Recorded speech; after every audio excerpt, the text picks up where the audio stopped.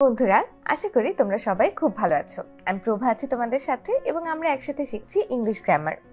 তোমাদেরকে এর আগের ক্লাসে আমরা শিখিয়েছি কিভাবে আমরা সিম্পল সেন্টেন্স থেকে কম্পাউন্ড সেন্টেন্স করতে পারি। আজকে আমরা শিখব যে কিভাবে কম্পাউন্ড সেন্টেন্স থেকে সিম্পল সেন্টেন্সে ট্রান্সফরমেশনটা করা যায়।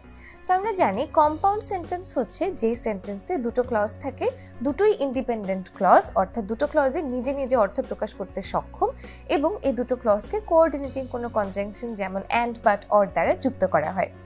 সিম্পল সেন্টেন্সে অন্যদিকে একটা মাত্র ফিনিট ভার্ব থাকে, একটাই ক্লজ থাকে।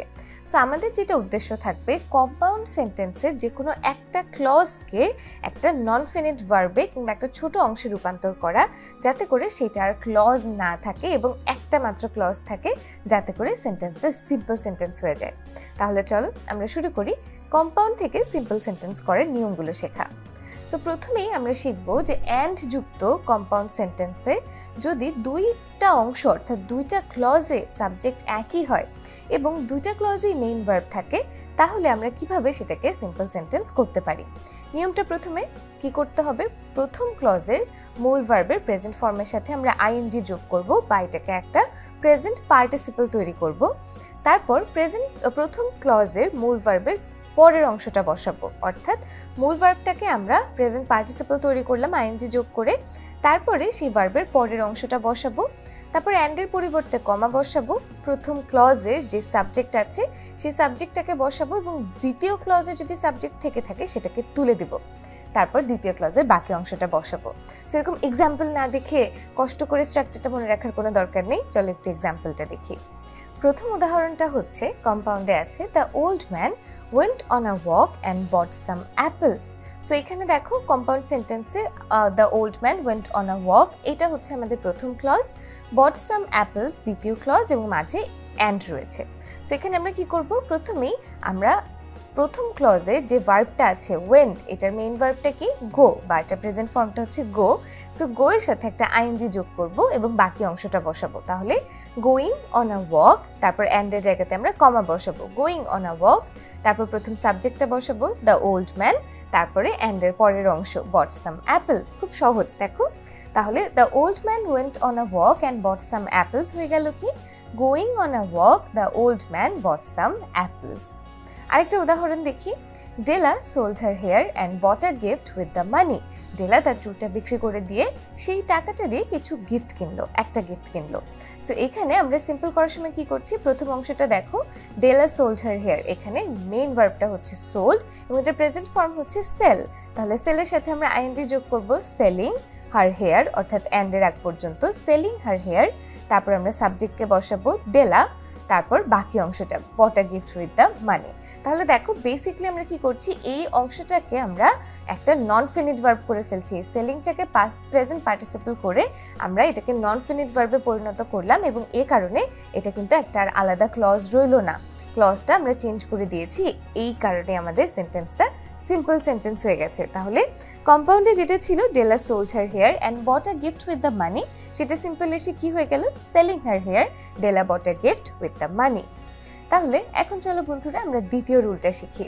এই রুলটা হচ্ছে অ্যান্ড এর উভয় ক্লজের সাবজেক্ট যদি ভিন্ন হয় এবং প্রথম ক্লজে যদি am, is, are, was, were, has, have, had এগুলো থাকে, তাহলে আমরা নিচের নিয়মটা প্রয়োগ করবো। এর আগে ছিল যে দুটোর সাবজেক্ট যদি একই হয়, কিন্তু অ্যান্ড এর দুইটা ক্লজে যদি সাবজেক্ট আলাদা হয় তখন আমরা কি করব, প্রথম ক্লজের অ্যাম, ইজ, আর, ওয়াজ, ওয়্যার এর পরিবর্তে আমরা বিইং বসাবো আর হ্যাজ, হ্যাভ, হ্যাড এর পরিবর্তে হ্যাভিং বসাবো।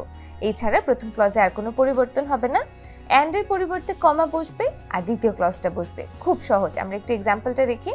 প্রথম এক্সাম্পলটা হচ্ছে the ceremony was over and the guests were going to the feast. তাহলে এটা সিম্পলি কি হবে, আমরা দ্য সেরেমনি ওয়াজ ওভার আছে, তাহলে ওয়াজকে কি করব, বিইং করব এবং বাকি সব একই থাকবে, অ্যান্ডের জায়গায় কমা বসবে।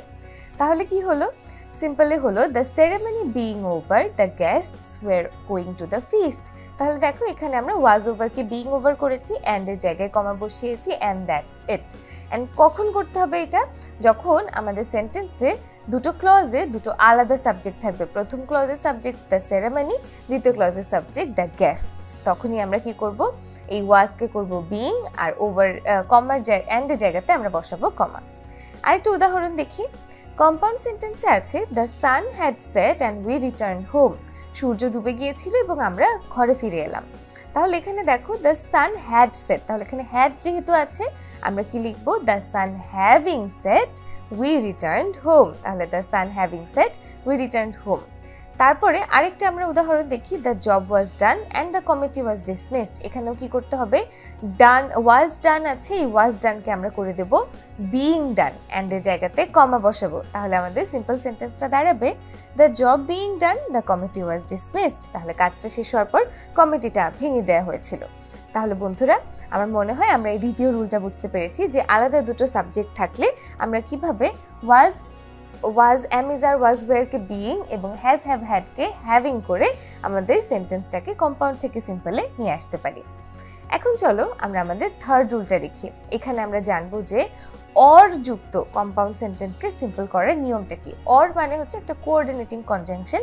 সেই অর যুক্ত কম্পাউন্ড সেন্টেন্সকে আমরা কিভাবে সিম্পল করব, প্রথমে আমরা উইদাউট বসাবো, তারপর প্রথম ক্লজের মূল ভার্বের সাথে আইএনজি যোগ করব, তারপর ভার্বের পরের অংশ বসাবো, অর এর পরিবর্তে কমা বসবে, দ্বিতীয় ক্লজ বসবে। তাহলে কি দাঁড়ায়, কম্পাউন্ড সেন্টেন্সে আছে work hard or you will not prosper in life.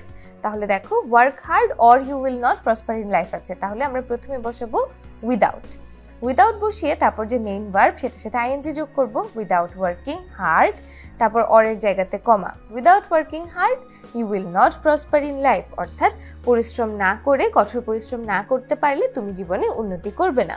Without working hard you will not prosper in life. তারপরে কম্পাউন্ড সেন্টেন্সে আছে practice adequately or you can not pass the test. তাহলে তুমি যথেষ্ট পরিমাণে চর্চা করো, না হলে তুমি কিন্তু টেস্টটা বা পরীক্ষায় পাস করতে পারবে না। তাহলে এটা সিম্পলি কি হয়ে গেল, দেখো প্র্যাকটিস অ্যাডিকুয়েটলি এখানে হবে without practicing adequately you can not pass the test.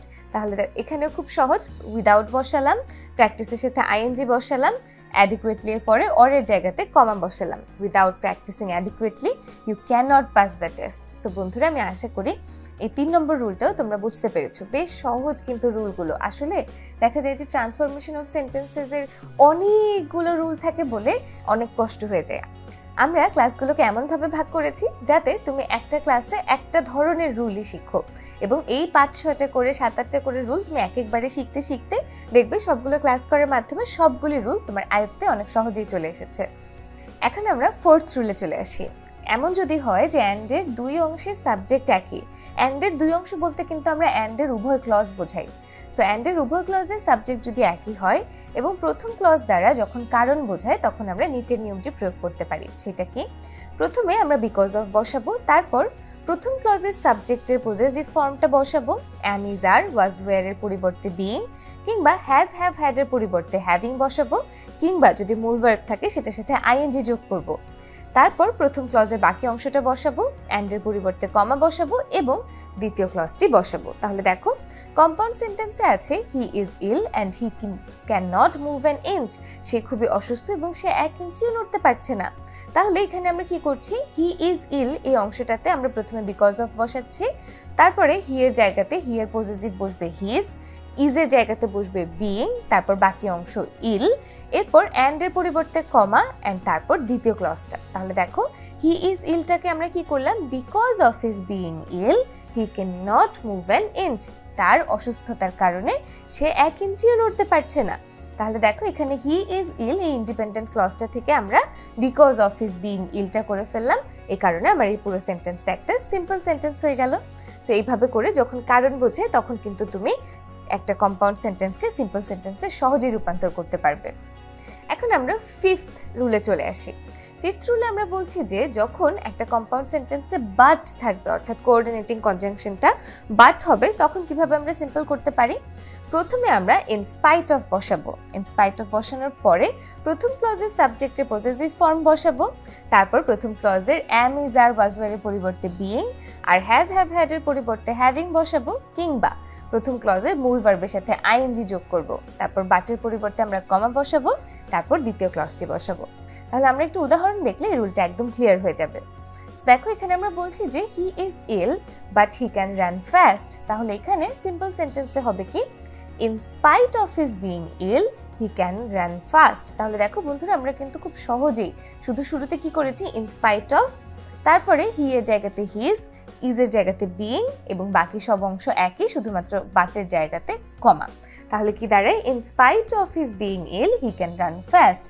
তার অসুস্থ থাকা সত্ত্বেও সে তাড়াতাড়ি বা দ্রুত দৌড়াতে পারে। তাহলে দেখেছো এখানে আগের রুলটার সাথে এখানে পার্থক্য কি, সেখানে আমরা শুরুতে কারণ বোঝায় বলে বিকজ অফ বসিয়েছিলাম, আর এখানে সত্ত্বেও বা কিন্তু বোঝায় বলে ইনস্পাইট অফ বসিয়েছি, বাকিটা কিন্তু আগের মতনই আছে। তাই তুমি একবার শিখে গেলে যে বেসিকলি কম্পাউন্ড থেকে কিভাবে সিম্পল করা যেতে পারে, পুরো ধারণাটা আয়ত্ত করতে তোমার একেবারেই সময় লাগবে না। দ্বিতীয় উদাহরণটা আমরা একটু দেখি, I ran fast but I could not get on the train. তাহলে এটা সিম্পলি এসে কি হয়ে যাবে, in spite of my running fast I could not get on the train. So বন্ধুরা, আশা করি এই 5th রুলটা তুমি বুঝতে পেরেছো। এখন আমরা চলে আসি কম্পাউন্ড সেন্টেন্সকে সিম্পল করার লাস্ট রুলে। এখানে আমরা শিখব সময় নির্দেশক কম্পাউন্ড সেন্টেন্সকে আমরা কিভাবে সিম্পল সেন্টেন্সে রূপান্তর করতে পারি। সো প্রথমে চলো রুলটা দেখে নিই। আমাদের একটা সময়বাচক ক্লজ থাকবে, তার সাবজেক্টটা উঠে যাবে যদি সাবজেক্টে ইট থাকে, এবং তারপর ভার্বটা উঠে যাবে। সময়বাচক অংশটি বসবে, অ্যান্ড উঠে যাবে এবং তার পরের অংশ বসবে। তো আমরা একটু উদাহরণ দেখলে এটা একদম ক্লিয়ার হয়ে যাবে। কম্পাউন্ড সেন্টেন্সে আছে ইট ওয়াজ 20 years ago and I was living in Paris। তাহলে তুমি খেয়াল করে দেখো এখানে শুরুতেই ইট আছে এবং তারপর ভার্ব আছে ওয়াজ। তাহলে আমরা ইট ওয়াজটা তুলে দেব, হবে কি 20 years ago, তারপর আমরা and তুলে দেব, কমা বসাবো, 20 years ago I was living in Paris। তাহলে কম্পাউন্ডে ছিল ইট ওয়াজ 20 years ago and I was living in Paris, এটা হয়ে যাবে 20 years ago I was living in Paris, এবং আমাদের কম্পাউন্ড সেন্টেন্সটা সিম্পল হয়ে যাবে। সো বন্ধুরা, আজকে ক্লাসটাতে আমরা 6টা রুলে কিভাবে আমরা কম্পাউন্ড সেন্টেন্স থেকে সিম্পল সেন্টেন্স তৈরি করতে পারি তা শিখেছি। আমি আশা করি এইটা তোমরা এই ক্লাসে যে নিয়মগুলো আলোচনা করা হয়েছে এগুলো ভালোভাবে বুঝতে পেরেছো। এর পরের ক্লাসে আমরা আরেক ধরনের ট্রান্সফরমেশন অফ সেন্টেন্স আলোচনা করব। তার আগে চলো আমরা কয়েকটা প্রশ্ন একটু প্র্যাকটিস করে নিই। সো প্র্যাকটিসের কোয়েশ্চেনটাতে আমাদেরকে বলেছে transform the sentences from compound to simple. তাহলে আমরা সেন্টেন্সগুলোকে কম্পাউন্ড থেকে সিম্পল সেন্টেন্সে রূপান্তর করব। সো প্রথমেই আমাদের কি আছে, gym drew a package from his overcoat and threw it upon the table. He took the purse and ran away. C-তে আছে drink milk and you will get vitamins. D-তে আছে I called you but you didn't respond. E-তে আছে walk fast or you will not be able to catch the train. তাহলে এই যে 5টা আছে তুমি তাড়াতাড়ি করে ঝটপট তোমার খাতায় এগুলো উত্তর লিখে ফেলো, ভিডিওটা পজ করে লেখো, তারপরে আমরা তোমার লেখা শেষ হলে ভিডিওটা আনপজ করো এবং আমার সাথে উত্তরগুলো মিলিয়ে নাও। বন্ধুরা, উত্তরগুলো তাহলে মিলিয়ে নিই। প্রথমটার উত্তর হবে drawing a package from his overcoat, Jim threw it upon the table. B নাম্বারের উত্তর হবে taking the purse, he ran away.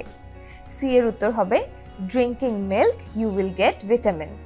D এর উত্তর হবে in spite of my calling you you didn't respond, বা in spite of my calling you didn't respond. E তে হবে without walking fast you will not be able to catch the train. তাহলে উত্তর 5টা আশা করি তোমার সঠিক হয়েছে। সো বন্ধুরা, আজকের ক্লাসটাতে এই পর্যন্তই। নেক্সট ক্লাসে দেখা হবে আরো কিছু ট্রান্সফরমেশন অফ সেন্টেন্সেস নিয়ে। তোমরা সবাই অনেক ভালো থেকো। আশা করি ক্লাসটা তোমাদের ভালো লেগেছে এবং তোমাদের সবাইকে অনেক ধন্যবাদ আমার সাথে এই ক্লাসটাতে থাকার জন্য।